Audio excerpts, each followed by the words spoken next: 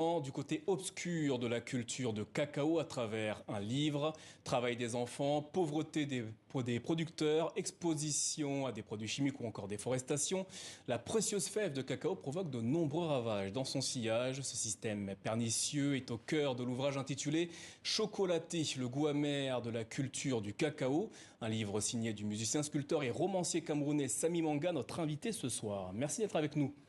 C'est moi qui vous dis merci. Comment qualifiez-vous cet ouvrage? Est-ce une autobiographie ou alors une dénonciation d'un système qui broie les hommes comme on broie des fèves de cacao? Alors, c'est tout ça à la fois, parce que c'est un livre qui s'inspire d'une réalité qui est la mienne, parce que j'ai passé 14 ans dans les plantations de cacao au Cameroun. Mais de façon plus large, c'est un manifeste, c'est la voix des enfants du village, la voix de la forêt, qui retrace un peu les conditions de la culture de cacao dans tous les pays qui sont concernés en Afrique. Alors, le début de votre ouvrage nous plonge au cœur de la forêt d'Afané-Ibandé, dans le centre du Cameroun. À quoi ressemblait cet endroit? Alors oui, ce sont des forêts vierges, des forêts majestueuses, des forêts qu'on parcourait quand on était plus jeune, non seulement pour aller chercher des médicaments, par exemple, des vieux arbres, pour aller cueillir des feuilles assez rares, mais ce sont c'est aussi une forêt qui a été petit à petit détruite par la culture du cacao. Et à votre grand-père cultivait le cacao. Voilà, mon grand-père, comme la plupart des grands-pères dans les villages africains, surtout en Afrique centrale. Et donc, voilà, c'est cet état des choses, la dégradation finalement qui a atteint ces forêts qui étaient pour nous des forêts majestueuses, quoi, au nom de l'industrie du cacao. Dans votre ouvrage, vous revenez notamment et vous racontez des pays où les fèves de cacao sont abondantes et où le chocolat est presque inexistant. Une scène dans votre ouvrage décrit le premier contact que vous avez eu avec le chocolat. Racontez-nous. Voilà, 1997, c'est ayant déjà vécu cette expérience des plantations quand j'étais jeune, jusqu'à l'âge de 14 ans, donc j'arrive en ville et je commence mes études, voilà, mais je rencontre enfin le chocolat, un aliment que je ne connaissais pas.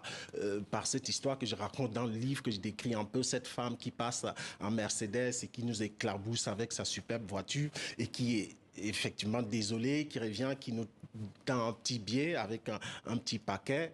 Et voilà, plus tard, on découvre que c'est du chocolat. Et là, on se dit, comment ça, c'est du chocolat? On avait pensé que c'était même des savons ou quelque chose comme ça. Et on découvre quelque chose à la fois, c'était un bonheur, une explosion de papilles, quelque chose de très bon, mais à la fois aussi, ça a provoqué une douleur en nous parce qu'on se disait, c'est pas possible. Comment ça se fait qu'on ait mis tant de temps pour découvrir ces superbes chocolats qui viennent de l'Occident? Abané, votre protagoniste, ou alter ego, c'est selon, comprend très vite le rapport de force qui se joue, notamment dans les plantations de cacao. Par quoi sont régies les relations que vous décrivez dans ce livre? Alors, ce sont des relations complètement déséquilibrées. C'est-à-dire que d'un côté, il y a les cultivateurs de la fève, il y a les producteurs, j'ai envie de dire, de la matière première. Et puis, il y a de l'autre côté, il y a ceux qui transforment la fève, qui l'achètent, et puis ceux qui se font beaucoup plus d'argent. Donc, ce sont des rapports complètement déséquilibrés à la base. Mais on ne sait pas pourquoi les cultivateurs sont toujours attachés à produire cet aliment. Mais c'est une question qu'on se pose quand on dit pourquoi sont-ils si attachés à cette culture cacaoyère? Voilà. Est-ce que c'est quelque chose qu'on leur impose? Alors, il faut pas oublier que le cacao, c'est d'abord une culture coloniale. C'est une culture qui a été imposée à l'Afrique depuis les années 1800, les années 40, les années 50 et tout. Moi, je me rappelle même que le cacao, quand on était jeune, on ne pouvait pas décider de couper une tige de cacao, comme ça, c'était presque avoir commis un forfait grave. Donc, c'est vraiment quelque chose qui est très pernicieux. Les gens, ils sont embrigadés dans un système de production à outrance de la fève, en détruisant la nature, la biodiversité et même leur humanité.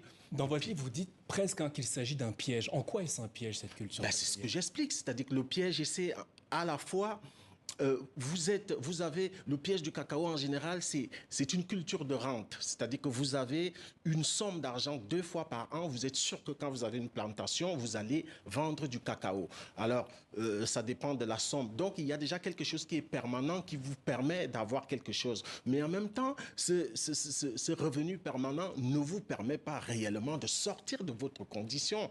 Et ça fait qu'il y a des gens qui, finalement, se sont embrigadés là-dessus, c'est-à-dire qu'ils ont ce revenu permanent, ils ne peuvent pas faire mieux que ça parce que les prix d'achat, la façon dont on achète le cacao, évidemment, est très, très inégal. On a l'impression qu'on les donne juste le strict minimum.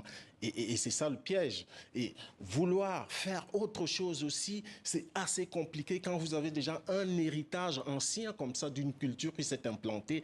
Et ça demande vraiment un travail de révolution personnelle. Dans votre rôle, vous mettez également en lumière l'impact environnemental de la culture du cacao. Comment se traduisent ces conséquences?